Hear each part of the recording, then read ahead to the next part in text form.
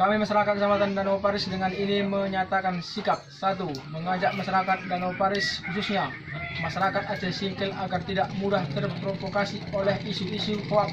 Tidak mudah meng-share berita hoax kepada orang lain. 2. Kami masyarakat Danau Paris mendukung Polri dalam mengusut serta memproses para pelaku penyebar berita hoax. 3. Agar Polri dapat mengusut tuntas terhadap para aktor penyebar berita hoax agar bangsa Indonesia terselamatkan dari pertikaian horizontal karena munculnya adu domba penyebaran kebencian terhadap suku etnis maupun agama tertentu.